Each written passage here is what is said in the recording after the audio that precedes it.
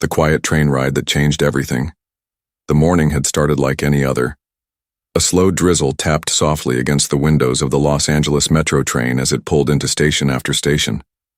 People shuffled in and out, their eyes glued to phones, heads lowered beneath hoods or tucked into scarves. The train car was packed, buzzing with quiet conversations, the rustling of newspapers, and the occasional ring of a phone that no one wanted to answer. Among the passengers was a man named Curtis, dressed in a sleek business suit, holding a briefcase, earbuds in, completely absorbed in the music pulsing through his head. Curtis had secured a seat near the middle of the train, legs crossed comfortably, eyes closed, his face wearing a smug kind of peace. He had boarded early, ensuring he would ride in comfort while the rest stood, jostling for space around the poles. He barely noticed the world around him, and frankly, he didn't care to. Curtis had spent years building his success and believed he had earned every inch of space he occupied. So when a young woman stepped into the train holding her swollen belly with one hand and the pole with the other, Curtis didn't move an inch. The woman, whose name was Lena, looked exhausted. Her long shift at the diner had ended only an hour ago, and she still had a long ride to the clinic. She wore a faded hoodie and carried a plastic bag with medical forms and vitamins. Her swollen feet ached, and she looked around the car with pleading eyes. Several passengers saw her, but most averted their gaze. Some fiddled with their phones. Some pretended to be asleep. And then there was Curtis, eyes still closed, bobbing his head to his private world of music, ignoring her as if she didn't exist. No one spoke. No one offered. And Lena didn't ask. Not because she didn't want to, but because she was used to being ignored. This wasn't the first time it had happened, and deep down she feared it wouldn't be the last. She let out a shaky breath and tightened her grip on the pole, trying to balance herself with each jolt and swerve of the train. It was in this silent discomfort that another man boarded at the next stop, tall, wearing a gray hoodie, jeans, and a baseball cap pulled low over his face. He carried no phone, no bags, just a quiet presence that seemed to move like water through the crowd. His eyes scanned the scene quickly. Lena, Curtis, the full seats, the ignored pain. And in a moment that felt subtle yet sharp, he moved toward her. Without a word, he tapped Curtis lightly on the shoulder. Curtis blinked, pulling out one earbud, annoyed. "Yeah?" Curtis muttered, looking up, expecting someone lost or asking for change. The man lifted his cap slightly, revealing a familiar face. It was Keanu Reeves. Curtis stared, blinking rapidly as the realization hit him. A few nearby passengers gasped, softly, whispers rising. But Keanu's expression didn't change. His voice was calm, steady, almost fatherly. "She needs to sit," Keanu said, nodding toward Lena. Curtis hesitated. Embarrassment flashed across his face, but pride was stronger. "I was here first," he replied, trying to brush it off. She didn't say anything. Keanu didn't argue, he didn't yell. He simply leaned closer, his voice quieter this time but firm. "True kindness doesn't wait to be asked," he said. The train had grown quiet. Even the usual rattle of tracks seemed to fade behind the weight of that sentence. A couple of heads turned. Someone muttered, "Wow." Curtis looked away, pretending not to care, but it was too late. The message had landed like a stone dropped into still water, rippling outward. Still, Curtis didn't move, and so Keanu stepped back, looked around, and before anyone could process it, he sat on the floor.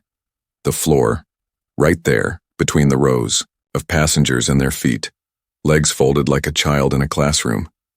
Lena blinked in surprise. The tension shifted. People whispered again, this time louder. Phones came out. Pictures snapped. A world-famous actor sitting on the cold train floor, just so a pregnant woman wouldn't have to stand alone. Curtis squirmed in his seat. A teenage boy across the aisle stood quickly and offered his spot to Lena. "Please, ma'am," he said, and Lena hesitated only a second before smiling softly and sitting down, her legs trembling with relief. She nodded a quiet thank you, not just to the boy, but to the man on the floor who had done more than anyone else with less than a dozen. Words Keanu didn't get up.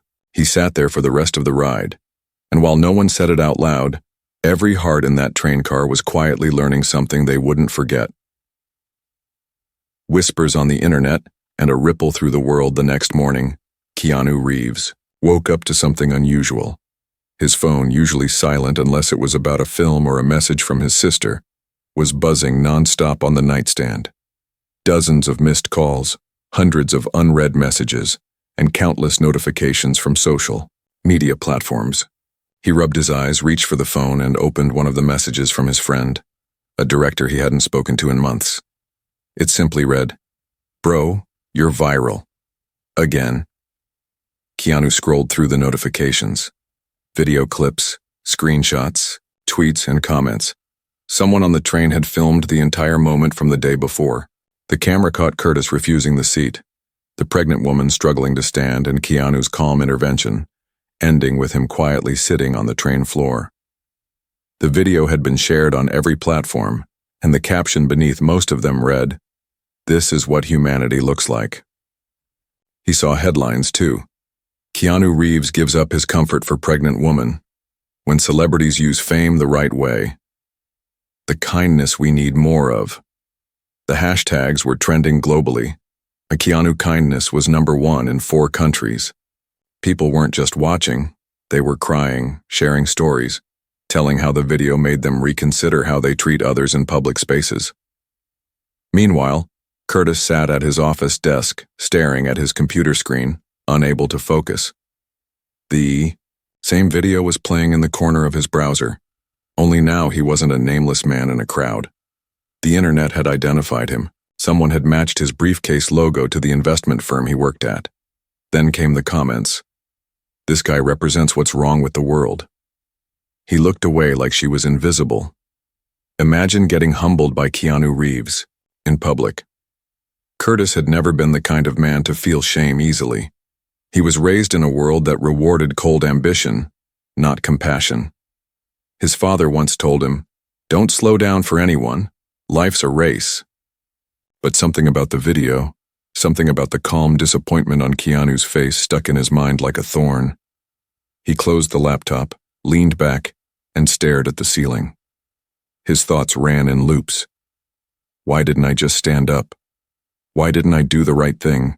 And for the first time in a long time, Curtis felt something unfamiliar. Regret. At the same time, Lena sat on the couch in her tiny apartment, her feet soaking in a basin of warm water, staring at her phone. Her inbox was flooded with messages of love and encouragement. People she had never met were offering to send her baby clothes, help pay for her prenatal checkups, and even organize a baby shower for her. She hadn't expected any of it. She had just wanted to get to her appointment and maybe rest a little. But now the world had seen her. And not just her pain, but her quiet strength. Her courage to stand when no one would help. Her smile when someone finally did. She opened a message that made her gasp. It was from a woman named Trisha, who ran a nonprofit for young single mothers in California. The message read, "I saw your story. I know that look in your eyes. We want to help. We've got resources, doctors, supplies, maybe even housing. Please let us know if you'll let us walk this journey with you." Lena felt her chest tighten. For the first time in a long time, she didn't feel like she was just surviving. She felt seen. She felt held. Meanwhile, Keanu decided to take a walk through downtown Los Angeles. He didn't wear a disguise this time. He wanted to feel the city, its heartbeat, its noise, its beauty. As he walked past cafes, stores, and street musicians, people recognized him.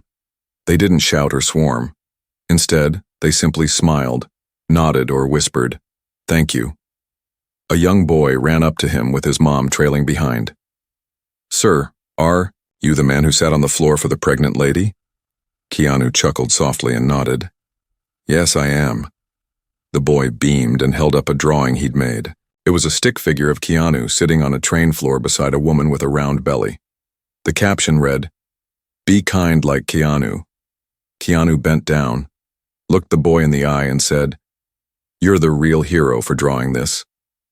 Always remember, kindness doesn't need permission." And just like that, another heart had been touched, another seed of empathy planted. But the story was only beginning. Curtis couldn't shake what happened. It haunted him through the day, through meetings, through a dinner party that felt emptier than usual. By nightfall, he found himself walking, aimlessly, through the streets of the city. He passed a mural that had been freshly painted by a local artist. It showed a pregnant woman standing with strength, a man sitting peacefully on the ground beneath her, and behind them, hundreds of ghost-like figures watching, half with shame, half with admiration. Curtis stared at it for a long time. A stranger nearby said, "You saw the video, huh?" Curtis nodded. The stranger shrugged. Some people never change. Others get one moment to become someone new. Those words stuck. And so the next day, Curtis did something no one expected. He walked into a community center. He looked nervous, out of place, unsure of himself. He asked to speak to whoever was in charge. And when a middle-aged woman named Martha came out, he said something that felt foreign in his own mouth. "I want to help." She tilted her head. "Help who?" "Someone like her," he said, pointing to a newspaper article pinned on the bulletin board. It was about Lena, and the moment that changed everything. Curtis took a deep breath. "I've lived my life selfishly. Yesterday I got exposed for it. But I think it happened for a reason." Martha smiled. "Then let's see what kind of man you really are." The crossroads of forgiveness and second chances 3 days had passed since the video shook the internet. But for Lena, time hadn't moved the way it used to. Something had shifted, deep and quiet like the tide pulling away from the shore before a wave. For the first time in years, her mornings began with hope. Not just the kind you pretend to feel when someone says things will get better, but the kind that makes your breath come easier. The kind that makes you look out the window and smile for no reason.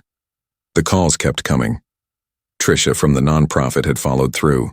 She'd connected Lena with a doctor, scheduled new appointments, and even dropped off a care package with warm meals, maternity clothes, and books about motherhood. People were showing up, not out of pity, but out of genuine care. Still, Lena couldn't stop thinking about the man on the train. Not Curtis. The other one. The quiet one. The one who didn't raise his voice, didn't demand anything, didn't even ask for thanks. The man who sat on the floor so she wouldn't have to stand. She wondered if she'd ever see him again. Meanwhile, Curtis was in unfamiliar territory. He had returned to the community center every day since that first awkward visit. Martha, the woman in charge, had put him to work immediately. At first, she gave him the simplest tasks, stacking canned goods, sorting donations, moving furniture. But Curtis didn't complain.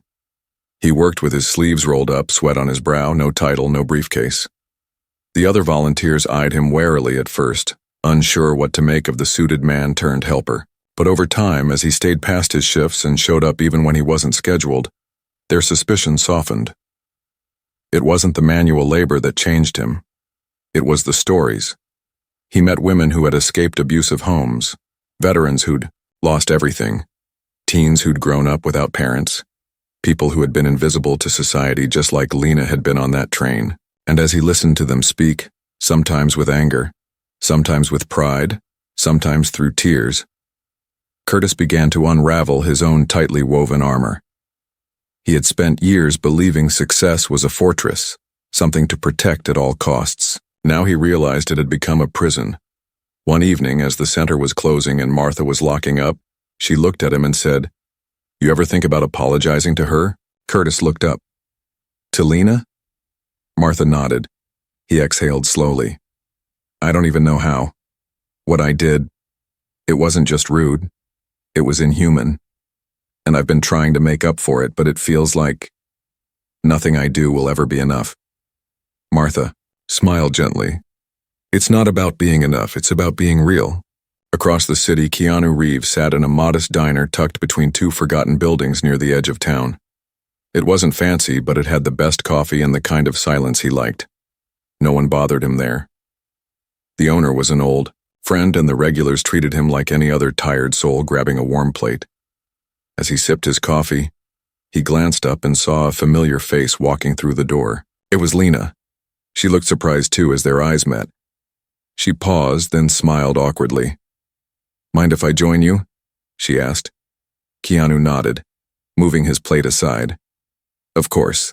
She slid into the booth across from him, cradling a warm tea she had just ordered. For a few moments they sat in silence. I didn't get to thank you properly, she said. You don't have to, he replied. I know. But I want to. She hesitated, then added, You changed something that day. Not just for me, but for a lot of people. You made them see again, really see. Keanu smiled softly. Sometimes people forget until something reminds them. She nodded. I was one of those people. I was starting to believe the world had stopped caring. That maybe kindness was just a story people told to feel better. But you reminded me otherwise. He looked at her, eyes steady, gentle. It wasn't just me. The kid who gave you his seat? The people reaching out to you now? Kindness doesn't belong to one person. It spreads, like fire.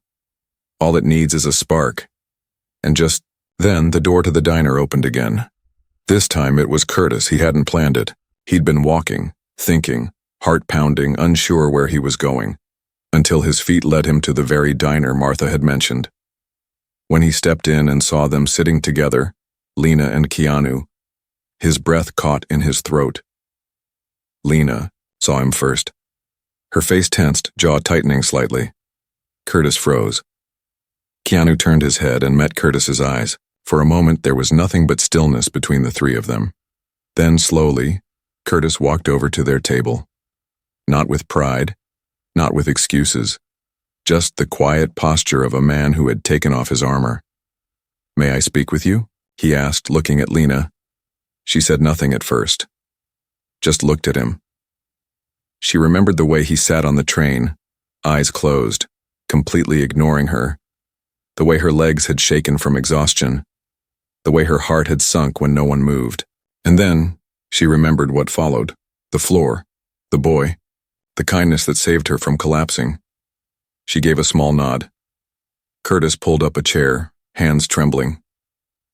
I want to apologize, he said. Not because I got caught, not because the internet roasted me, but because I was wrong. I saw you, and I chose not to care. That's not who I want to be anymore. Lena studied him carefully. What changed? He exhaled. Someone sat on the floor for you. And I couldn't stop thinking about how little it would have cost me to just stand up. Keanu said nothing, just listened quietly. I've been volunteering at a community center since that day, Curtis continued, not to clear my name, but to learn, to change. I came here today hoping I'd find the courage to say this to your face. Silence filled the booth. Lena looked down at her tea, then up at him again. Change is hard, she said, but showing up is a good start.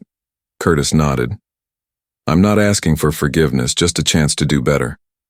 Keanu finally spoke. You just took it. Curtis looked at him confused. What do you mean? Keanu leaned forward, his voice calm. Doing better isn't a finish line. It's a decision you make every day. And today you showed up. That matters. Curtis's eyes shimmered, and for a second, he looked like someone who hadn't cried in years.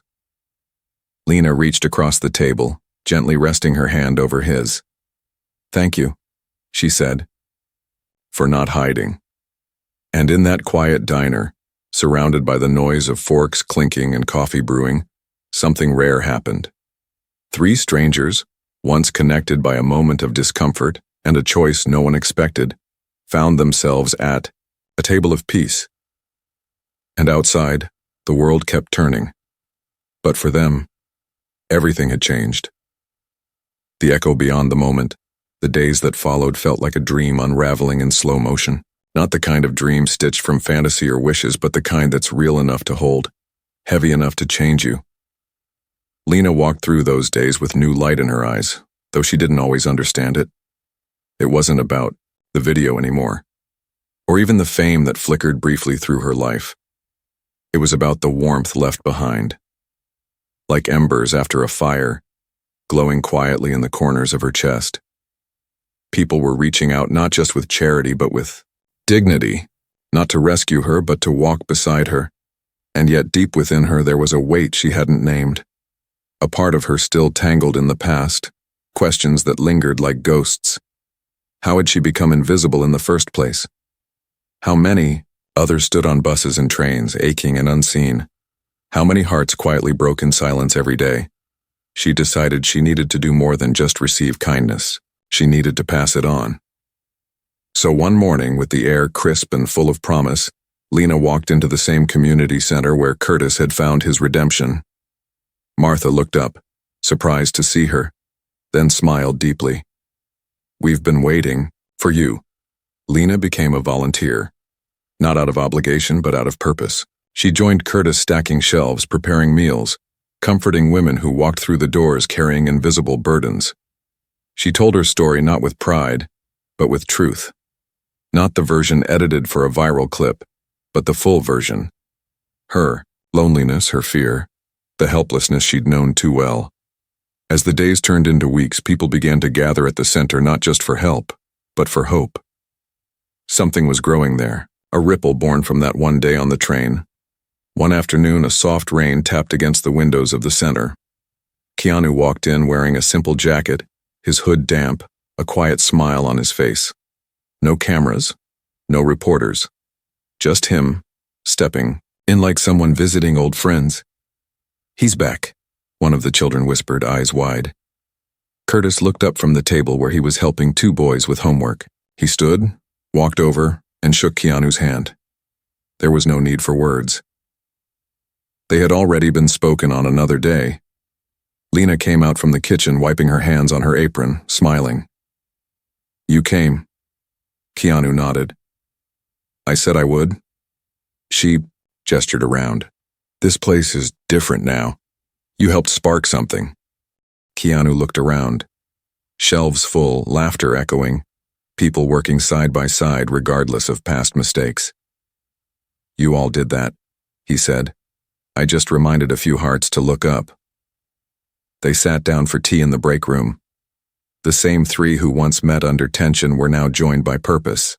Curtis shared updates, how the center had gained new donors, how the number of volunteers had doubled, how other centers around the country had reached out after hearing their story. A movement was growing. It didn't have a name, but it didn't need one. Lena listened carefully, then leaned forward. "We should do more."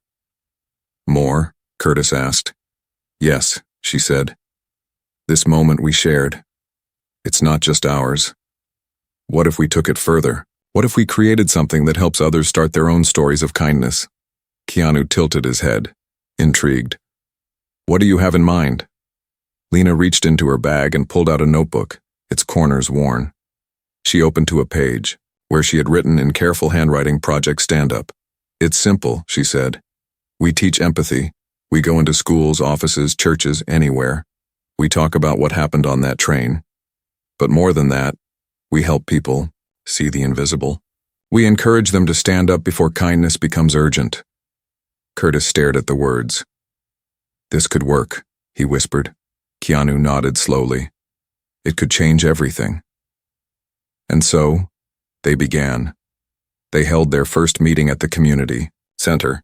No microphones, no stage lights, just folding chairs and open hearts. Lena spoke first, her voice trembling at first, then rising with quiet power. She told her story, raw and unfiltered. She spoke of loneliness, fear, rejection. And then, the moment someone chose to see her. People wept. People stood up. People came forward with their own stories, stories they had buried, stories they had never dared to speak. Keanu spoke next. He didn't talk about fame or movies. He talked about being raised by a single mother, about growing up with silence and absence, about learning that strength wasn't loudness, it was presence, and that the smallest acts of dignity could build the tallest walls of hope. Curtis followed, sharing his shame, his blindness, and the long road to redemption. He didn't sugarcoat his failures. He laid them bare, and in doing so, he gave others permission to confront their own. After the meeting, a woman approached them. She was older, hair gray, eyes sharp with memory. She took Lena's hand and said, 40 years ago, I stood on a train while pregnant. No one gave me a seat. I thought the world had forgotten people like me. Today, you reminded me it hadn't. And that was just the beginning. Over the next few months, Project Stand Up spread like wildfire. Videos from their meetings were shared on social media, not because of fame, but because of truth. Companies began inviting them to train their employees. Schools requested workshops. One police precinct reached out, asking if their officers could attend a session. And through it all, Lena remained the heart of it. Not because she had asked for it, but because she had lived it. One evening after a particularly emotional event at a local high school, the three of them stood under the soft glow of streetlights. Rain had just stopped, leaving the air clean and cool. Did you ever think it would become this? Curtis asked. Lena smiled. I just wanted to sit down. They all laughed. Keanu looked up at the sky. Funny how the smallest moments become the biggest shifts. Curtis nodded. And how the biggest hearts are often hidden in the quietest people. Lena looked at them both. Let's never stop. Not until everyone on every train knows how much a single seat can mean. The backlash and the breaking point had started, slowly, like a wind turning colder before a storm. Just as Project Stand Up began reaching across cities, states, and news cycles, a different kind of attention began to brew. Not from the people it helped, not from the broken souls it lifted, but from those who felt uncomfortable watching the world shift without them in control. Some saw compassion as weakness. Some feared change more than cruelty, and others simply couldn't bear the mirror that kindness held up to them. At first, it was a few nasty comments online, anonymous posts calling Lena's story a publicity stunt, accusations that Curtis was a failed businessman trying to rebuild his image, whispers that Keanu was doing it all as part of some hidden agenda. The lies were easy to ignore at first, but they grew louder, amplified by certain talk shows, fueled by influencers who thrived on conflict, and twisted by those who made outrage. A business, they called it woke sympathy theater. They said people shouldn't be rewarded for being decent. They claimed real heroes don't sit on train floors, they fix problems with action, not speeches. One morning, Lena woke up to her front door vandalized. Spray-painted in harsh red letters were the words, "Sit down and shut up." Her heart sank. She stood frozen, staring at the message as her unborn child stirred softly in her belly. For the first time since that day on the train, fear began to creep in again, not for herself, but for what might happen to the message they were spreading. Not everyone wanted kindness to grow. Some wanted it buried. Curtis arrived 10 minutes later after she called. He brought cleaning supplies. He said nothing at first, just sprayed and scrubbed, the silence between them heavy.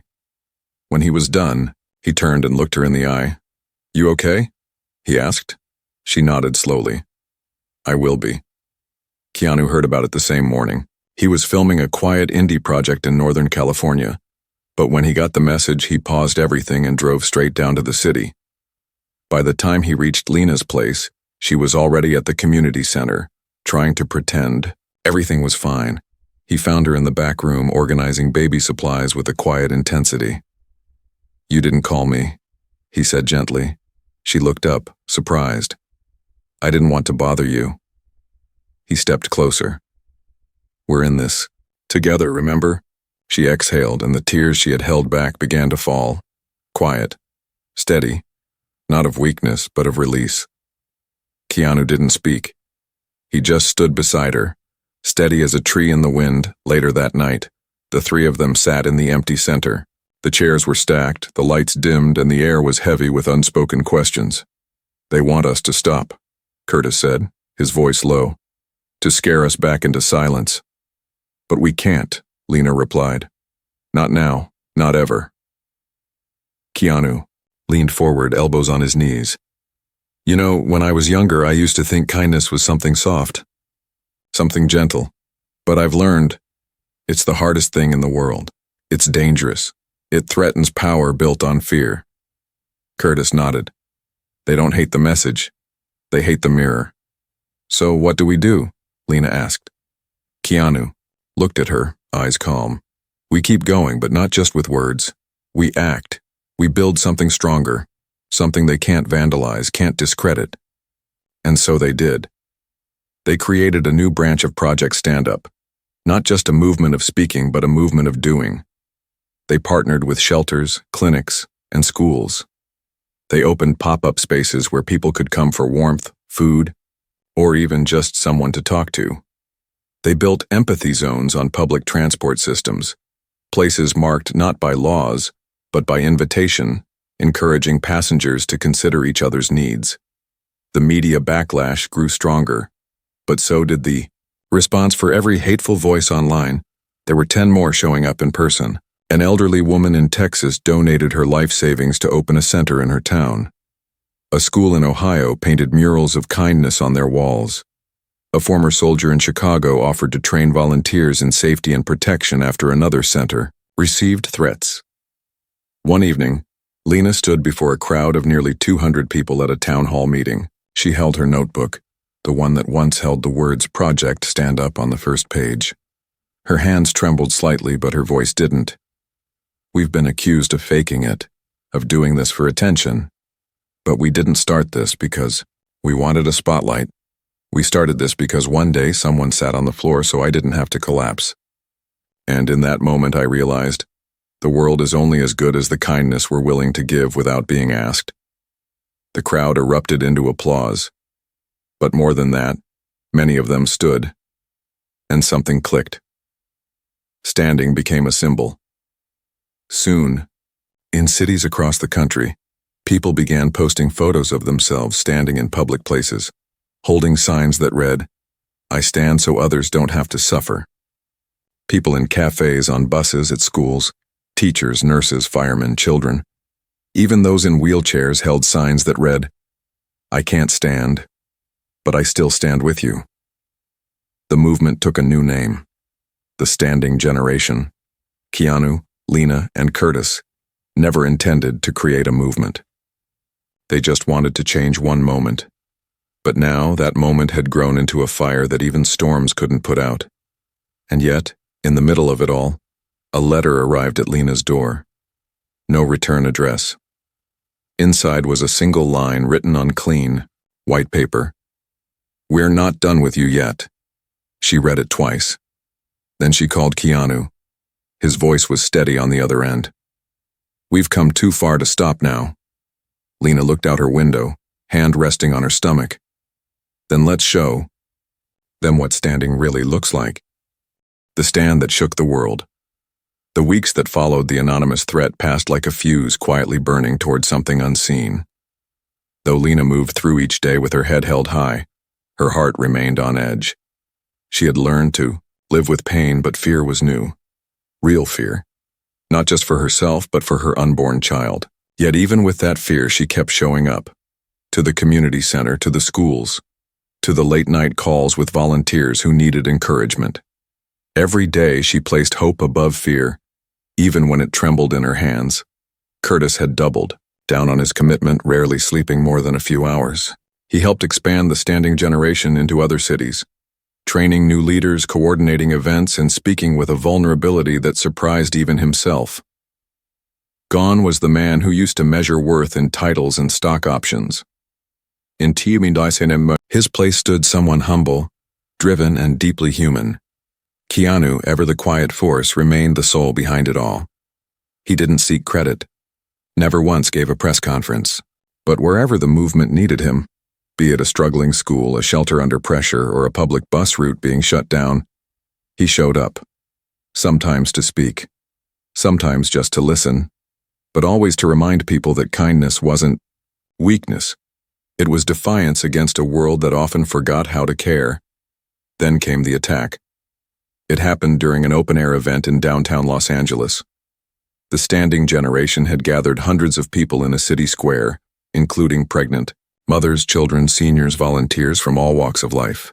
They were handing out free meals, performing street art, and hosting live readings of real-life stories that had come from the movement. Lena was on stage, reading a letter from a teenage girl in Detroit who had been helped by the project. Her voice was clear and steady, echoing through the crowd. And then, screams, a masked man surged through the crowd, pushing people aside. In his hand was a small canister, spray paint, and as he leapt onto the stage, he moved toward Lena, arm raised. What happened next became the image that defined a generation. Before the man could strike, a figure moved faster than anyone expected. Keanu. He wasn't near the stage. He had been sitting in the back row, unnoticed as always, but when the danger appeared, he ran, not away but toward. In a flash, he stepped between Lena and the attacker. The spray caught his shirt and arm, but not Lena, not the child she carried. He pushed the man back and held him down until police arrived, his face calm, firm, unshaken. No one said a word as Keanu helped Lena to her feet. Her hands were shaking. Tears streamed down her cheeks, not from pain but from the weight of everything. Keanu turned to the crowd and said only this: "If standing for each other makes us a target, then so be it. We will not sit down."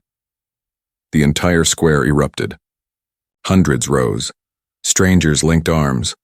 Mothers held up their children. Veterans saluted. People stood in silence, not out of fear, but out of unity.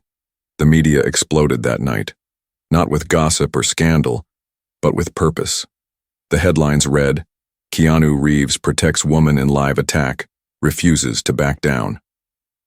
Compassion, under fire, the day kindness stood its ground. The standing generation survives its first storm. But for Lena, the moment meant more than anything that could fit into a headline. That night, as she sat in the quiet of her apartment, Keanu's jacket still stained with paint lying across her chair, she wrote a letter to her unborn child. "My sweet baby, you will come into a world that sometimes forgets how to love. But never forget this. There are people out there who will stand for you even when it's dangerous. People who will shield you even when they don't know your name. I stood once trembling, ignored, and a man sat on the floor so I wouldn't fall. And now, I stand stronger, surrounded by those who believe in more than comfort. They believe in each other. And because of them, you'll be born into a world that knows how to rise again." Across the country, the movement exploded like never before. Cities created designated standing zones on public transport, not enforced by policy, but by people. The standing generation murals popped up in urban walls, airports, and even hospitals. The image of Keanu with arms outstretched between danger and dignity became a global symbol. But the real miracle came 2 weeks later. It was late at night when Lena went into labor. She was alone at first, but when word reached Curtis, he was already driving. When it reached Keanu, he quietly left a film set mid-shoot. They arrived together at the hospital. Two men who had once been strangers on a train, now standing as brothers in a life bigger than themselves. Hours passed, and then, cries. A girl, healthy, bright-eyed, and strong. Lena named her Hope. Outside, the hospital room, Keanu sat quietly holding a tiny blanket. Curtis leaned against the wall beside him, his eyes red, a tired smile on his face. "You think she'll know?" Curtis asked. Keanu looked up. "What?" "What she's a part of. What started everything." Keanu smiled softly. "She won't need to. She'll feel it. In every hand that helps her. In every stranger who smiles. In every person who stands when they don't have to." Curtis nodded. "Yeah. She'll know." Weeks later, a statue was unveiled at a city park. Not of a celebrity, not of a politician, but of a simple moment. A man sitting on the floor, a woman standing with dignity, and beside them, a child reaching up. Beneath it, the inscription read, "Kindness is a revolution. Stand for it."